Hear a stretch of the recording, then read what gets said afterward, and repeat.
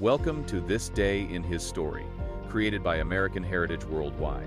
A reminder that every day holds something new to learn. Did you know that Joseph Smith's young life was filled with preparation for him to receive revelation from God, the Father, and his Son, Jesus Christ? Witness the experiences and truths of Joseph's first vision and the blessings of his translation of the Book of Mormon, the building of the Nauvoo Temple, and the trials and blessings of his short life. Today we have, well, quite a stack of sources, biographical excerpts, historical records, personal narratives, and we're going to be doing a deep examination of the foundational life and mission of Joseph Smith Jr. Our mission is pretty straightforward. We want to extract the most vital insights from his life. We're going from, his really challenging youth right up through those pivotal founding spiritual experiences. And to really get it, you have to start with the historical frame. We're talking about someone born right into the middle of the Second Great Awakening. Right. This wasn't some quiet time. It was a decades-long firestorm of religious revival. Yeah. Understanding that the camp meetings, the competing churches, it's just essential. It makes his whole quest make sense. Absolutely. And when you look at his actual origins, you see a life that's immediately marked by, profound instability. Yeah. Even with the strong Christian upbringing, the family was always on the move, always chasing some kind of economic opportunity. So let's unpack that early foundation.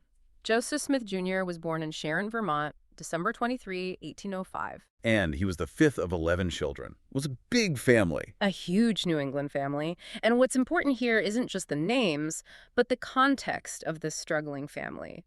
They had deep roots in America, but their day-to-day was just hard labor and, like we said, relentless movement. That's the key nugget right there. Constant movement. His parents, Joseph Sr. and Lucy Mack Smith, they were clearly religious. Joseph himself called them goodly parents who spared no pains to teach him about Christianity. But their focus had to be on survival. Completely. They were farmers, sometimes teachers, always trying to just claw their way to some kind of solvency. And that search for economic stability, it really defined his childhood. They moved so frequently, and that instability is what eventually pushed them into New York State. Right, to Palmyra. By 1816, yeah. And you have to imagine the physical work. They had to clear 30 acres of dense timber by hand just to plant a wheat crop.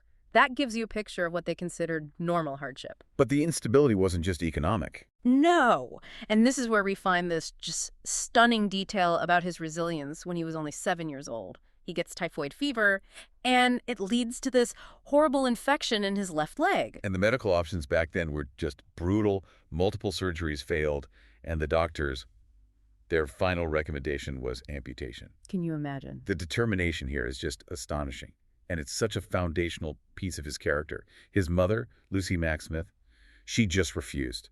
She stood up to the doctors and said, you must not take off his leg until you try once more. So they found Dr. Nathan Smith, a really skilled surgeon from Dartmouth, who agreed to try a different and incredibly risky procedure. And here's the part that just sticks with you. The doctors offered Joseph brandy to dull the pain. I mean, this surgery involved cutting away pieces of infected bone. Unbelievable. And at just 7 years old, he refuses it. He says he'll endure it while he's conscious if his father will just hold him. Think about that. To face that kind of trauma consciously at age 7, it just speaks to this remarkable internal fortitude. Yeah. And that resilience, forged right there on an operating table, would become absolutely critical later when he's facing all kinds of opposition.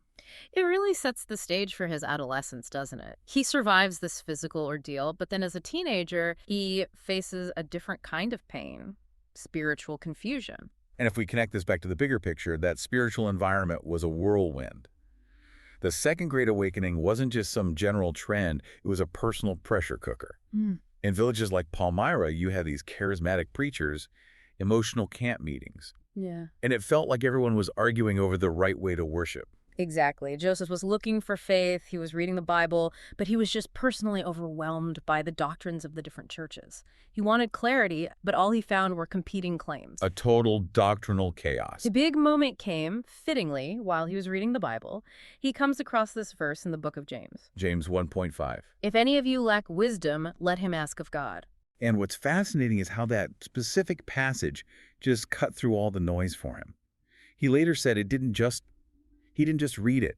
He felt it enter with great force into every feeling of my heart. It felt like a direct command. Exactly. It was an urgent challenge to stop wrestling with human arguments and just go directly to God. So he did. In the spring of 1820, he's 14 years old, and he goes into a grove of trees to pray. He asks which church he should join. And what happens next becomes the defining spiritual experience of his life. In his own words, he said, when a light rested on him, he saw two personages whose brightness and glory defy all description, standing above me in the air. And the directive he receives is just completely unequivocal. One personage speaks, calls him by name, points to the other and says, "This is my beloved son, hear him." And that single event for a 14-year-old farm boy, it basically synthesized all the direction he would need for the future. Yeah, if you synthesize the immediate lessons from that moment, you see the whole framework for his life's mission. First, he's told his sins are forgiven. Second, he gets a clear instruction. Don't join any of the existing churches. And third, and this is the big one for the future, he's told that the fullness of the gospel would eventually be made known to him. So it wasn't just an answer to his question. It was the launch sequence for a whole new religious movement. Precisely. And his reflection on it afterwards, it shows this profound personal change. He said, "My soul was filled with love, and for many days I could rejoice with great joy." That feeling, that affirmation, it's what he'd need as the confusion was replaced by, well, intense opposition. And this is where that thread of family support becomes so vital. You might expect skepticism, right? Of course. But his immediate family accepted his account completely. His brother William later said, "He was a truthful boy. Father and mother believed him. Why should not the children?" That's incredible. And Lucy Mack Smith, his mother, gives this amazing description of their family life after the vision. She recalled their evenings.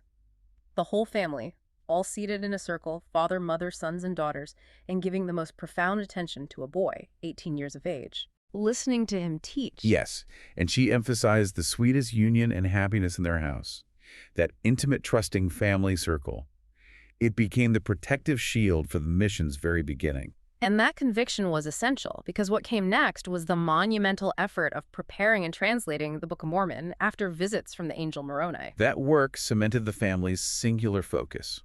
So now we transition into his adult life and the relentless pressures that came once the faith went public. This phase really starts with his marriage to Emma Hale in 1827. And their life together was just this mix of joy and absolute heartache. They had 11 biological children, and only 5 of them survived infancy. It's a staggering loss. The human cost is so often overlooked. They were always starting over, moving from state to state, mourning children, fighting legal battles. But their devotion to each other. You see it in Joseph's 1842 journal. He writes about Emma. "What transports of joy swelled my bosom, even the wife of my youth, and the choice of my heart." She was the anchor. She was the anchor in the middle of all that chaos. And the chaos was relentless.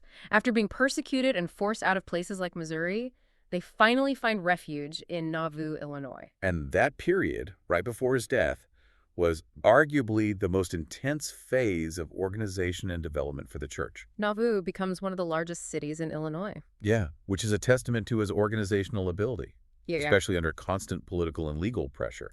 But what makes this period so crucial isn't just the city building, it's the theological completion of his mission. Yes, the sources really highlight that.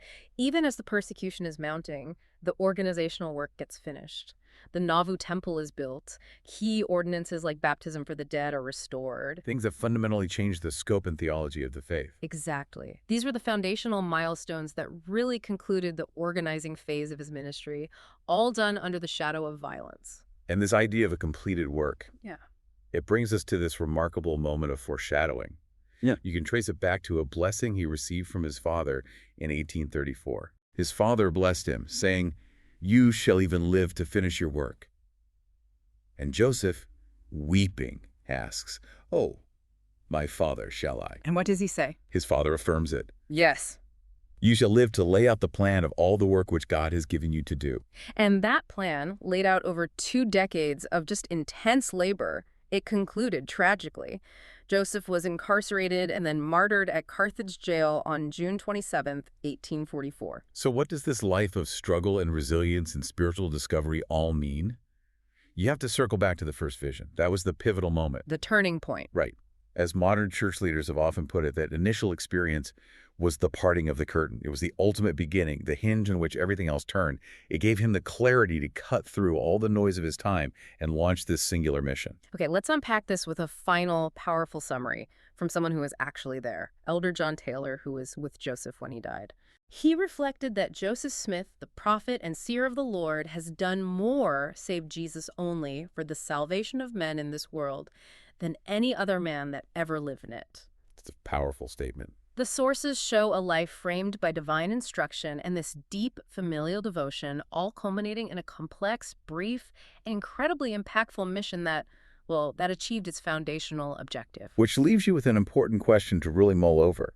Given these accounts of intense spiritual unity in the Smith family home, where they're spending evenings listening to an 18-year-old teach, what unique fundamental role did that specific family environment play in sustaining them through the constant persecution that followed for the next 24 years? Was that unity the real engine that allowed the mission to survive at all? Thank you for joining us for this day in his story.